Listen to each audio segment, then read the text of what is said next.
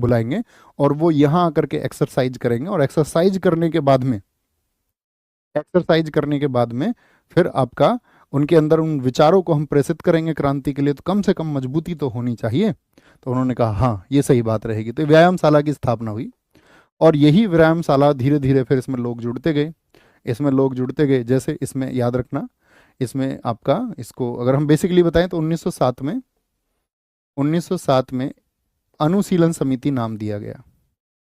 तो पहले क्या थी, पहले आपका व्यायामशाला थी और फिर अनुशीलन समिति बनी 1907 में, अनुशीलन समिति, अनुशीलन कमेटी, ठीक है, इन 1907।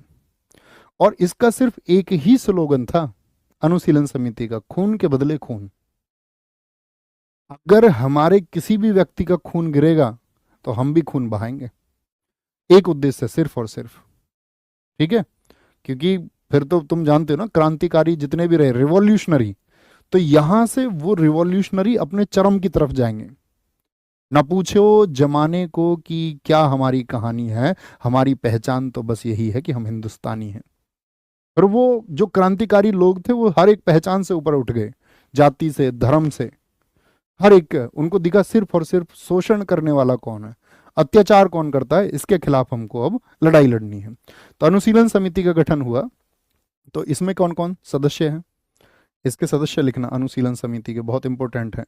इसमें सदस्य थे यतीन्द्र मोहन सेनगुप्त, यतीन्द्र मोहन सेनगुप्त थे इसमें, यतीन्द्र मोहन सेनगुप्त। और इसमें आपका एक व्यक्ति थे बारिंद्र कुमार घोष, बारिंद्र कुमार घोष। भाई जिनको क्रांति करनी है वो करेंगे ना। भूपेंद्र नाथ दत्त किनके भाई थे बताओ, नरेंद्र नाथ दत्त के, यानी कि स्वामी विवेकानंद जी के भाई हैं भूपेंद्र नाथ दत्त, भूपेंद्र नाथ दत्त। एक थे आपका अविनाथ भट्टाचार्य, अविनाथ भट्टाचार्य, भट्टाचार्य, ठीक है। बारिंद्र कुमार घोष ये अरविंद कुमार घोष के ब्रदर हैं। अब इनको इनको तो पिताजी ने तो इनको ब्रिटेन भेज दिया था कि भैया वहाँ पढ़ के आओ, भारत में माहौल ठीक नहीं है।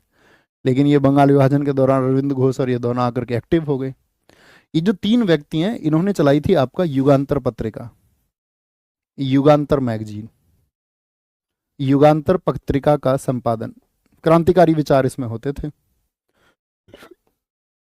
युगांतर पत्रिका का संपादन, ठीक है। कब शुरू हुआ था, 1906 में, 1906 में। ये पहले से चला रहे थे मतलब इसको, क्योंकि किससे जुड़े हुए थे, व्यायामशाला से। ये बंगाली भाषा में आती थी, बंगाली का, और वीकली आती थी ये मैगजीन। क्योंकि पहले सोशल मीडिया नहीं था ना दोस्त, व्हाट्सएप नहीं था, अपने विचारों को आप कैसे भेजेंगे लोगों तक कि आप क्या सोचते हैं किसी एक मुद्दे पर, तो उसको अखबारों के माध्यम से प्रेषित करके भेजा जाता है। जैसे अभी मैं एक खबर पढ़ रहा था, आज के युग में तो आप जानते ही अखबार कैसे देखे जाते हैं। आज के समय मैंने एक व्यक्ति देखे तो वो अखबार को आज भी कैसे लिख रहे हैं, अपने हाथ से अखबार को जाकर के जिला मुख्यालय से वो खबरें लेते हैं। जिला मुख्यालय से खबरें लेने के बाद में जगह जगह से जो स्थानीय खबरें हैं उनको, जो सही रूप से किसी के साथ अत्याचार यदि हुआ है तो उसकी विशेष रूप से पड़ताल करके और अपने हाथ से लिखते हैं, हाथ से मार्कर से और पेन से न्यूज़पेपर को, और उसको फिर क्या कराते हैं, उसकी फ़ोटो कॉपी कराते हैं और कई जगह पे उसको चिपकाते हैं उस अखबार को, ताकि लोगों तक सूचना पहुँचे, है ना। तो वो कहते हैं कि मेरा पैसन है, ये पैसन है, ओके, उनको पैसन मानते हैं वो कि भाई मैं अपने खुशी के लिए इसको कर रहा हूँ। तो बारिंद्र कुमार घोष, भूपेंद्र नाथ दत्त और अविनाथ भट्टाचार्य, इन तीनों ने मिलकर के युगांतर पत्रिका का संपादन किया। 1906 में बंगाली में साप्ताहिक आता था। अन्य कौन कौन व्यक्ति थे यहाँ पे, जिम्मेदारियां भी कुछ दी गई। जैसे जो मिदनापुर में था, मिदनापुर लिखना, मिदनापुर में इसकी जिम्मेदारी किसको दी गई, मिदनापुर में, तो वो थे ज्ञानेंद्र नाथ बसु, ज्ञानेंद्र नाथ बसु, मिदनापुर लिख लेना इसको, मिदनापुर, ज्ञानेंद्र नाथ बसु। अच्छा, आपका ढाका में किसको जिम्मेदारी दी गई इसकी, ढाका, ढाका भारत का हिस्सा था, पुलिन बिहारी दास को, पुलिन बिहारी दास ढाका, ये ढाका संभालते थे, ढाका की शाखा को। और कलकत्ता में थे प्रमथनाथ मित्रा, कलकत्ता में, यहाँ लिख लो आगे चल के, कलकत्ता, कलकत्ता में जिम्मेदारी किसको मिली थी, प्रमथनाथ मित्रा, प्रमथनाथ मित्रा और अरविंदो घोष, महिला विंग भी थी इनके पास में उस समय सरला देवी की नेतृत्व में, अरविंदो घोष। बात समझ गए? फिर इसी को आगे और बढ़ाया गया। ठीक है, ये मतलब क्रांतिकारी विचार थे, लोगों तक अपनी सूचनाएं भेजते थे, लोगों को इकट्ठे होकर जनसंवाद उनसे करते थे कि भाई हमको क्रांति करनी होगी, और ये जो नरमपंथी लोग हैं इनसे कोई परिवर्तन नहीं हो सकता है, इन प्रार्थना पत्रों से कभी परिवर्तन नहीं हुए हैं, इन प्रार्थना पत्रों से, इन मांग पत्रों से कभी भी, अगर मांग पत्रों से परिवर्तन करना होता तो इस तरह की दमनकारियां नीति वो लाते ही क्यों? अगर वो इतना विचार कर पाते, उनके अंदर इतनी मानवता होती, तो फिर इस तरह की जो दमनकारी नीति है उनको वो प्रभाव में क्यों लेके आते? तो उनके विचार जो है वो फैलने लगे। तो फैलने लगे तो 1913 में यहाँ पर आपका पटना में एक शाखा खुली। 1913 में पटना शाखा, पटना में शाखा बहुत पूछी जाती है। बिहार का तो कोई एग्जाम होगा, बीपीएससी हो, अभी पिछले वर्ष आपका जो टीचिंग एग्जाम हुआ था उसमें क्वेश्चन पूछा गया, सेम ही बीपीएससी में पूछा गया क्वेश्चन है। 1913 में पटना शाखा, और पटना शाखा जो खुली आपका, ये पटना शाखा खुली थी आपका 1913 में। इसके जो खोला था वो सचिंद्र सान्याल ने। सचिंद्र सान्याल, किसकी शाखा खुली है? ये शाखा खुली है आपका अनुशीलन समिति की। तो अब क्या टैगलाइन क्या थी इनकी? खून के बदले खून। तो खून के बदले खून कैसे किया भैया इन्होंने? कैसे अपनी टैगलाइन पर इन्होंने काम भी किया? नहीं किया इन्होंने, बड़ा मतलब सिस्टमैटिक वे से काम किया। इन्होंने हेमचंद्र कानूनगो नामक एक व्यक्ति को बुलाया। उनको बुला करके उन्होंने पूछा, भैया अगर हम क्रांति करना चाह रहे हैं और हम कह रहे हैं हम अपनी क्रांति बंदूकों के दम पर करेंगे, बंदूकों के दम पर होती है ना क्रांति बहुत जगह।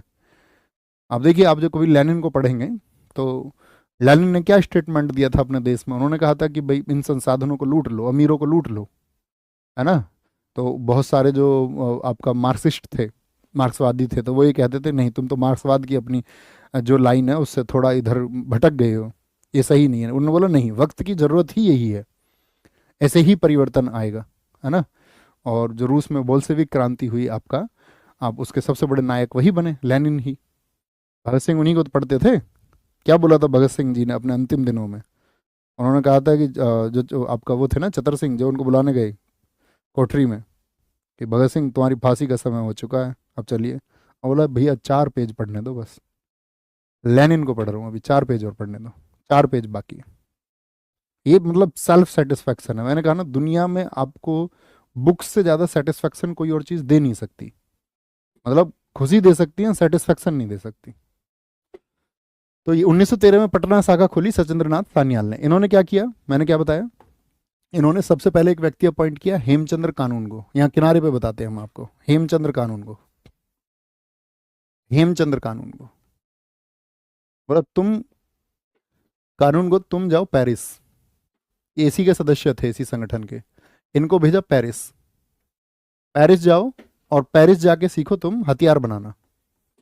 हथियार बनाना, कैसे ये हथियार बनते हैं, वेपन्स कैसे बनते हैं, बॉम्ब कैसे बनेगा, पिस्टल कैसे बनेगी, कट्टा कैसे बनाना, तमंचा कैसे बनाना, रिवॉल्वर कैसे बनेगी, ये सीख के आओ प्रोसेस को पूरे को। और फिर अपनी फैक्ट्री डालते हैं इधर एक। हम कब तक इनकी बंदूकें छीनते रहेंगे ब्रिटिशियर्स की, और कब तक हम जाकर के कहीं से व्यवस्थाएं करते रहेंगे?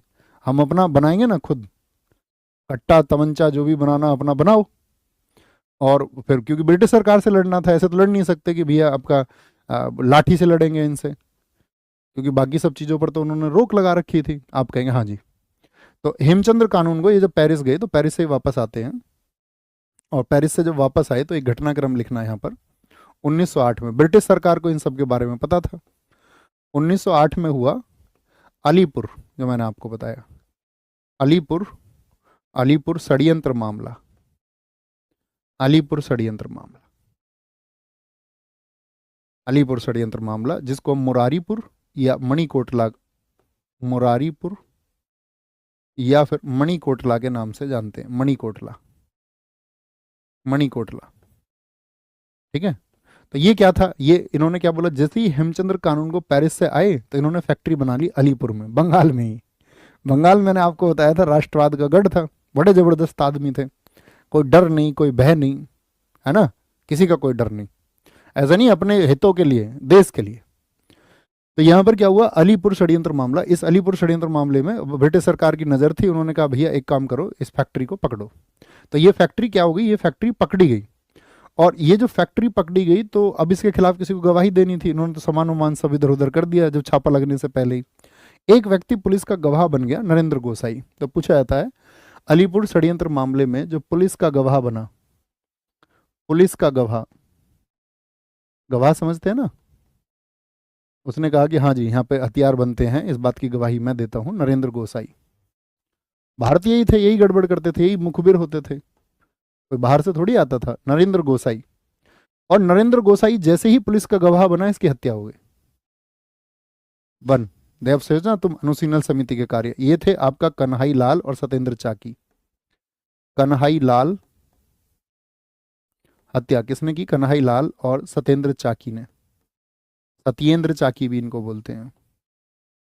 ठीक है, अब तो भैया एकदम से तिल मिला गई ब्रिटिश सरकार कि यार अब तो हमारे पक्ष में कोई गवाही भी नहीं देगा।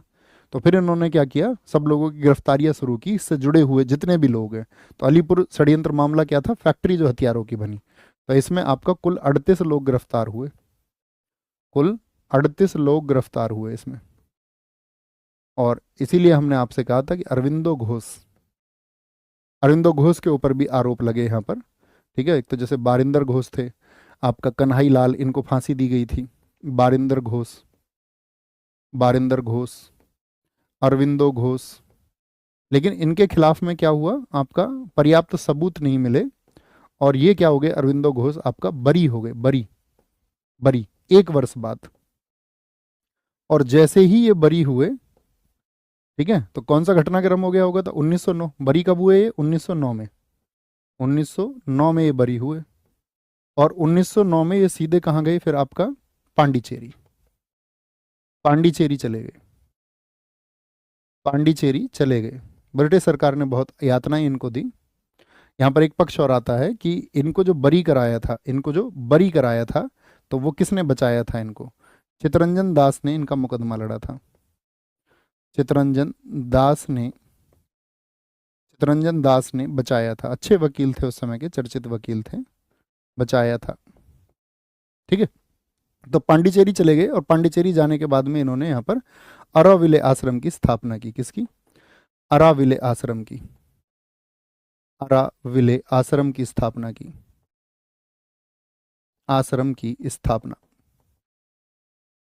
अराविले आश्रम की स्थापना की। ठीक है, और यहाँ पे 2 पत्र भी इन्होंने निकाले। 2 पत्र हैं इनके, लिखना। इनके 2 न्यूज़पेपर हैं, लिखना। 2 पत्र, 2 अखबार या 2 पत्र कह सकते हैं। एक पत्र तो था इनका अंग्रेजी में और एक निकाला था इन्होंने बंगाली भाषा में। अंग्रेजी में इन्होंने निकाला था कर्मयोगी, और बंगाली में जो इनका पत्र था वो था आपका धर्म। और फिर बहुत सारा पुस्तक इन्होंने लिखा। स्टैटिक जीके में बताएंगे आपको सारी बुक्स। ऐसे ऑन गीता इन्होंने लिखा। लाइफ डिवाइन तो अभी लिख सकते हैं आप, बड़ी पूछे जाते हैं, वो तो कॉमन बुक है। लाइफ डिवाइन बुक किसने लिखी है? तो फिर ये आपका योग पे, अध्यात्म पे, दर्शन पे, इस सब पे लिखने लग गए यहाँ जा करके। बात समझ? दिखाएं क्या डिलीट किया आपने? हैं? अच्छा, ओहो, चल इश्क, ये शायरी भेज रहे हैं बार बार कि ये कैसा ख्वाब है, आंखों का हिस्सा क्यों नहीं होता, दिए हम भी जलाते हैं, उजाला क्यों नहीं होता, मुझे सब अलग रखना ही उसका शौक था, वरना मुझे सबसे अलग रखना ही उसका शौक था, वरना वो दुनिया भर का हो सकता था, मेरा क्यों नहीं होता, फॉर गवर्नमेंट जॉब। यार तो बढ़िया बात इसने लिखी है। नाम देख रहे हो उसका? चल इश्क, और चाय की डीपी लगा रखी है उसने। डूबा हुआ आदमी है यार। धीरे धीरे अभी वो वहाँ पे है, 2022 24 पे घूम रहा है अभी। आ जाएगी समझ, जैसे जैसे 28 पे पहुँचोगे, 30 पे पहुँचोगे, है ना, फिर धीरे धीरे सब शायरी वायरी हवा हो जाएगी। तो कोई शायरी सोचना भी चाहोगे तो भी नहीं सोच पाओगे। धीरे धीरे होता है, उम्र ही ऐसी होती है, होना चाहिए थोड़ा। तो यार तुम उसको, मतलब तुम ब्रिटिश सरकार हो क्या? है, क्यों दमन क्यों कर रहे हो तुम उसका? उसके अभिव्यक्ति की आज़ादी है। बताएंगे जी, यहाँ पर बात समझे तो आप कहोगे अनुशीलन समिति पर कार्रवाई की ब्रिटिश सरकार ने, और वो अनुशीलन समिति लिखिए, अपनी कॉपी में लिखिए, 1908 में अनुशीलन समिति निष्क्रिय हो गई। निष्क्रिय